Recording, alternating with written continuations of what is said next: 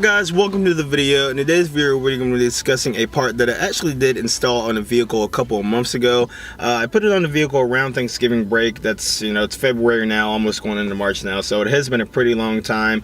The part, it's not really a surprise, as you guys can tell by the video title. The GT350 track pack spoiler is on the rear of my car, and it honestly does look phenomenal. There's a couple of reasons why I went with this spoiler. As you guys know, I may have mentioned in my previous videos that I was debating going with the GT350R spoiler, but I decided not to do that because I did feel like I would have gotten tired of the styling, and some people might flip out about that. You're like, oh, that thing's always going to look good. The GT350R itself, yes, will always look good because it is an R and whatnot, but I feel like with my vehicle being a V6 and just me being who I am, I feel like that styling would have gotten, old with me probably within a couple of months. Now, I'm not saying it doesn't look cool on other cars, but for me, I just felt like it was a little bit too much, and, I feel like I would have got over it after a while.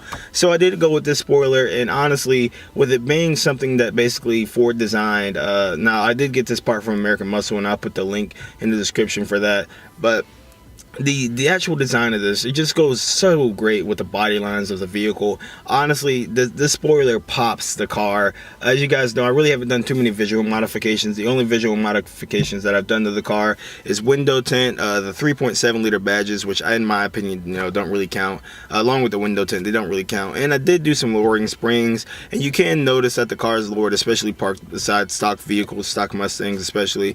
But this is probably the biggest visual modification that I've really done to this car, and it definitely sticks out. I really do think that it changes the appearance of my car, especially from the side angles. This is where I really feel like it stands out the most, from the side. Now, along with having the spoiler in the back, there are a couple of downsides, and not really even downsides. It's just what's going to happen. Since I did decide to go with black instead of blue, I just really wanted to offset the back end and have a nice combination going on back there. It is going to get dirty, as you guys know, especially if you own any of these newer Mustangs, the 13s and up. We have that black deck lid back there, and they do get dirty. It can show a lot of dirt, honestly, just about all the time, especially if the car is not clean. And the spoiler still does look good even when it is dirty. You really can't notice. In fact, my car is dirty right now, and I have a ton of shots that I'm going to show you guys of my car being in different sunlight, especially when it gets dark. The color of my car when it gets dark, it looks great, but then along adding the spoiler with the color of my car, oh, it looks so good. And low lighting, it just pops. Like, it's ridiculous. I honestly love the spoiler. The actual installation of the spoiler wasn't really that bad. The 3M tape that a lot of companies actually use to apply a lot of spoilers and whatnot, Ford does have 3M tape back there holding on, any factory spoiler, along with some screws and bolts. And getting the actual screws and whatnot was pretty self-explanatory. It doesn't take a genius to figure it out. Honestly, it's, like I said, super self-explanatory. If anything, you just have to remove the trunk cover. But the hardest part of this install was really just removing that 3M tape. I put this, and it probably wouldn't be as hard, especially if you have a newer vehicle. My car is not that old, but as you know, that 3M tape sits on the vehicle for a while. It's gonna age a little, and it's basically all the heat. It's gonna get really sticky, basically. So that was a big hassle to try and get that off. But overall, like I said, I do really like the appearance of the spoiler. It probably is my favorite thing that I've really done to this car so far, just because the way it looks, and it definitely is making my car stand out. And I know a lot of people do have the spoiler as well, but it still does look so good. Like I said, it just goes with the body line so perfectly, and the low lighting, and the actual cost of, I think, is around $400. And some people might find that debatable if they really want to spend that much money on a spoiler. I think it was right there around with everything else on American Muscle's website. There's also another reason why I didn't go with the GT350R spoiler, and I promise you guys, I was so close to going with the GT50R spoiler. I mean, it was like right there. I was looking at the installation instructions.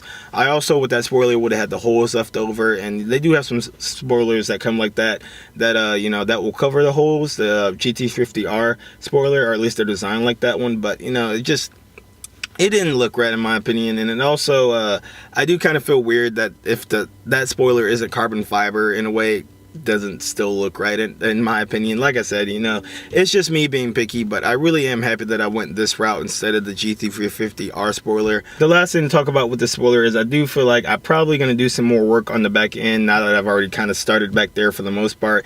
As you guys know, I have that diffuser back there, and honestly, along with the diffuser and the spoiler, it looks phenomenal. Like I said, But with that basically being, I guess, where I put the most work in as far as the visual modifications on the car, I do feel the need to basically go ahead and, you know, keep going back there in a way. So I do want to do a badge delete. I'm not a fan of having that big chrome grille back there. I do like the way it looks and whatnot, but now I feel like it's just kind of throwing it off. I do want to have a cleaner look back there, so I'm probably going to delete that. You know, we might wrap the back end and just, you know, have that nice black deck lid back there. I'm also thinking about taillight tint, so go ahead and tell me you know, your opinions about that. The only thing that I'm not really sure is, I'm not sure if taillight tint is legal in North Carolina, or if there's a certain percent that I can't go down by. So if you guys can give me some of that information as well, or go ahead and suggest a kit in the comments. So go ahead and give me some ideas about that, or what I should do. But overall, you know, I'm definitely satisfied with the spoiler. The installation wasn't too bad, you know, just a couple of bolts, especially if you already have the holes that are drilled from the factory. It's very easy to do. Other than that, guys, that's all I really have to talk about in today's video. I'll catch you guys another day.